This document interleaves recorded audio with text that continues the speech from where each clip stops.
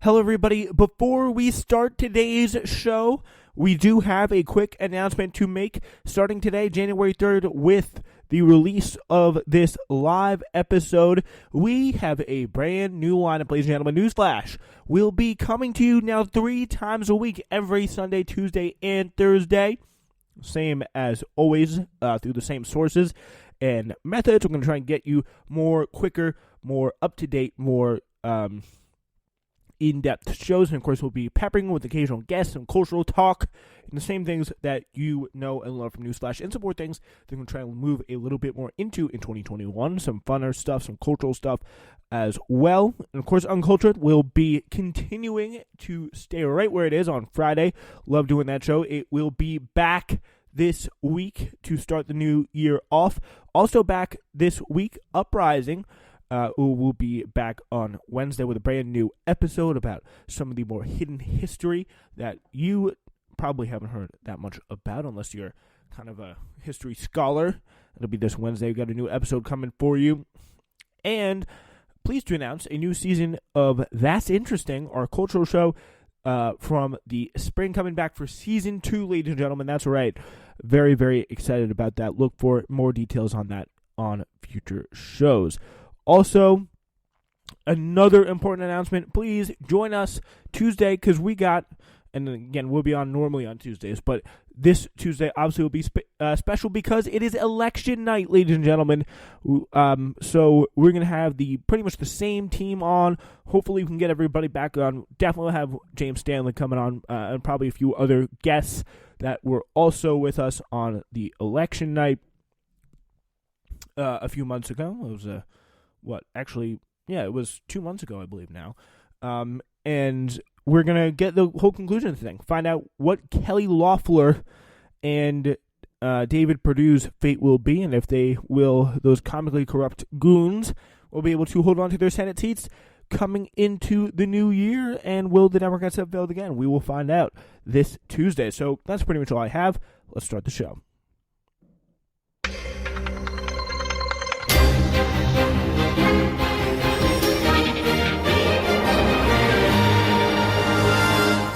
Hello, everybody. Welcome to today's show. A warm welcome as well into 2021.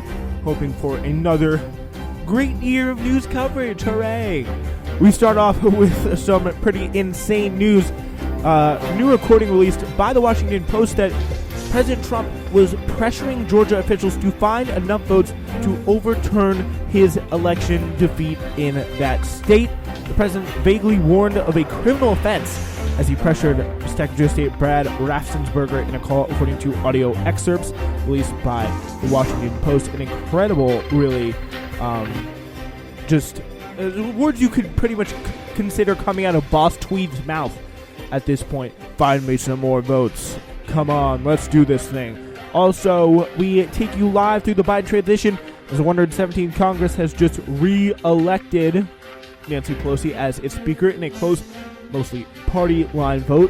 That's illustrating how close the caucus is going to be this year. Also, Schumer starts 2021 in a familiar position on his back, conceding to the Republicans over these checks. And finally, some things we might, courtesy of the Discourse blog, want to leave behind in 2021.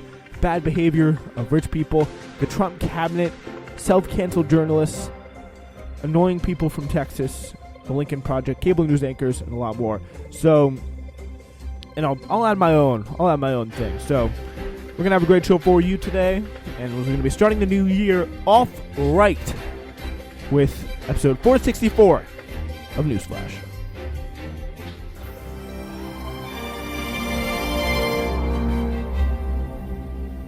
All right, so first off, we have to break into this really just crazy story. Again, reporting here from Michael Shear of the New York Times in Washington about how President Trump demanded that Georgia's Republican Secretary of State, quote-unquote, find him enough votes to overturn the presidential election, and vaguely threatened a criminal offense during an hour-long telephone conversation with him on Saturday, according to audio excerpts from the conversation. Trump, who has spent 9 weeks making false conspiracy claims about his loss to President-elect Joe Biden, told Brad Raffensperger, the state's top election official, that Raffensperger should recalculate the vote count so Trump wouldn't would win the state's 16 electoral vote. Literally said, "I just want you." He said, "quote, I just want to find 11,780 votes, which is one more than we have, or one more than they have."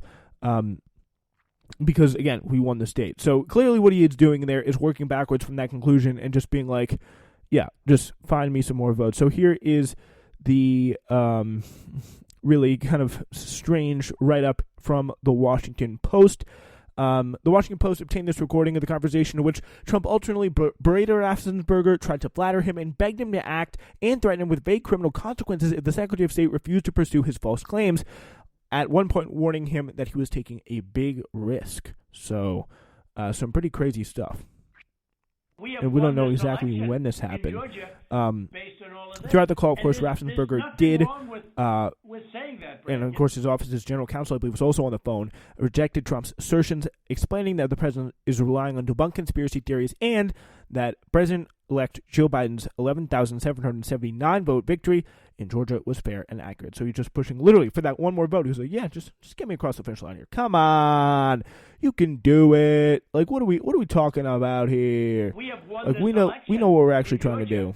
Based on all of this, and there's nothing wrong with saying that, Brad. You know, I mean, having a correct. The people of Georgia are angry, and these numbers are going to be repeated on Monday night, along with others that we're going to have by that time, which are much more substantial even. And the people of Georgia are angry. The people of the country are angry. And there's nothing wrong with saying that, that you've recalculated. Well, Mr. President, the challenge that you have is the data you have is wrong. Now, do you think it's possible that they shredded ballots in Fulton County? Because that's what the rumor is. And also that Dominion took out... Wow, he really he has been completely consumed by this. Like, it has completely overtaken his machinery. Mind. And he's the president of the United States. We are currently in a huge crisis. This is Ryan, Germany. No, Dominion is not. This is General Counsel for Georgia Secretary of State. County we're having. But yeah, this is crazy. Dominion's not doing anything. You got to calm down. And Dominion's suing them for, like, libel. No. You sure, Ryan? I'm sure. Come on, Ryan. Give it to me. You should want to have an accurate election. And you're a Republican. We believe that we do have an accurate election. No, you don't. No, you don't. You don't have. Not even close. You're off by hundreds of thousands of votes. You know what they did, and you're not reporting it. That's a criminal offense. And you can't let that happen. That's a big risk. All this really serves to do is just ratchet people up. Your lawyer, that's a big risk.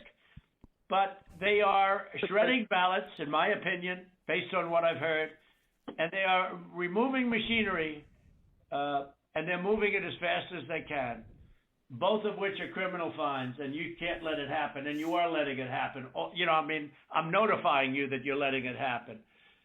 So, look, all I want to do is this. I just want to find 11,780 votes, which is one more than we have, because we won the state.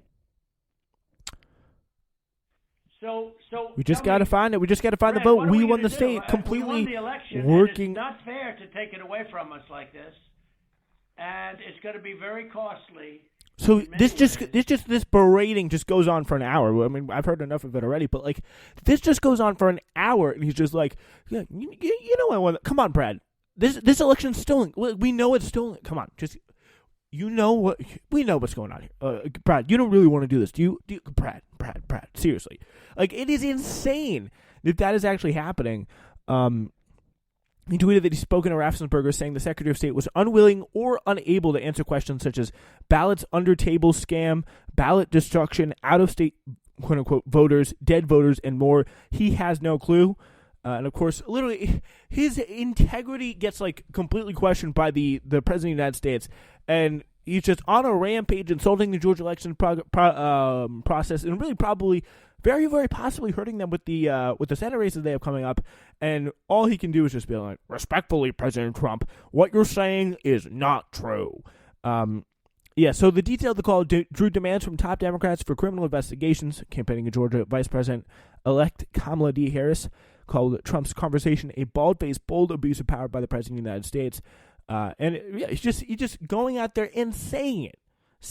It's just absolutely incredible to see that this is what he's wanting. It's really kind of, the very paper-thin veneer of we're challenging this because we actually care about the election. It is just an absolute joke, and it really puts to bed not that there was any in the first place, but it really puts to bed any kind of hope or chance at legitimacy these Republicans who are challenging these results have. But of course, it was never about the legitimacy. It was just to get their names out there in the conservative base, especially people like Josh Hawley coming out first there and saying, "Oh, that's the senator." He to endear himself to that Republican base, that is going to be absolutely huge. It's going to be absolutely huge. So, we're looking at that in a big way today. Republicans, they're mostly silent on this. Ted Cruz, when asked about the call while campaigning in Georgia on Sunday for the two GOP Senate contenders who face a runoff on Tuesday, completely dodged the question. Trump's pressure campaign on Raffensperger is the latest of his attempt to subvert the outcome of the November 3rd election. And again, this is the insane thing. This fight is happening. This is a bad precedent. Certainly going to set the tone for future races. I think there's going to be no doubt about that. That there is such a deep distrust of our elections sown into such a large portion of the voting population of the GOP base, probably about only a quarter of the GOP base think that this election is legitimately won, and it is a huge problem. It is a huge problem for the future, but this is a completely stupid and completely cursed coup attempt that is never going to happen, and it's pretty foolish at this point to even take it seriously. So that is it's a very important thing. He's tried in almost every effort from all these people that were demonized, and rightfully so, for being just ghouls who are going to do whatever the president wants. Even they can't do this for him. So that really just shows you the level of competence that they're operating on. Of course, he previously invited Michigan Republican state leaders to the White House, pressured Georgia Governor Brian Kemp to call, trying to replace the state's electors, and asked the Speaker of the Pennsylvania House of Representatives to help reverse his loss in the state. So, his call, of course, comes to light as scores of these Republicans now coming out in force. Now, 50, I believe, in the House, as of latest count, to come in and challenge the results of the election. So that is going to be happening concurrently. And it is going to be an incredibly strange situation. So, So Trump said he plans to talk about the alleged fraud on Monday when he was scheduled to lead an election eve rally in Dalton, Georgia. Measures that could further muddle the efforts of Republicans to draw the voters out. That's what they want to do. That is what they want to do. So Trump says really just hampering and really just screwing around with a lot of people's distrust or trust in the system, and that's going to legitimately hurt him and the Republican Party. Not him anymore. He's not going to be in politics, so I guess it doesn't really truly matter to him. But it is going to hurt the Republican Party down the road when you look at the possibility of, we should be trying to get voters excited and having them feel that their votes count, because we actually may very well win this election, and because we may well very much win it on the first night, won't need to worry about what's coming up. We won't need to worry about trying to overturn. So we should get people out there. We should actually maybe get people out there to vote, because maybe it's a good idea. And the system is fair. So this is really not doing, this kind of talk from Trump is not working too well for them. So you have a big election coming up, and because of what you've done, the president, the people of Georgia know this is a scam, Trump said. Because of what you've done to the president, a lot of people aren't going to vote. A lot of Republicans are going to vote negative because they hate what you did to the president, okay? They hate it, and they're going to vote. He's probably not too far off. He really isn't. And you would be respected, really respected, if this can be straightened out before the election. Wink, wink, wink. So there you have it. The insane efforts of President Donald Trump to overturn this election, literally going up to the Secretary of State of Georgia, but let's just find some more votes, and the Secretary of State just been like, sorry, dude, no can do. This is the big test American democracy is up for at the moment.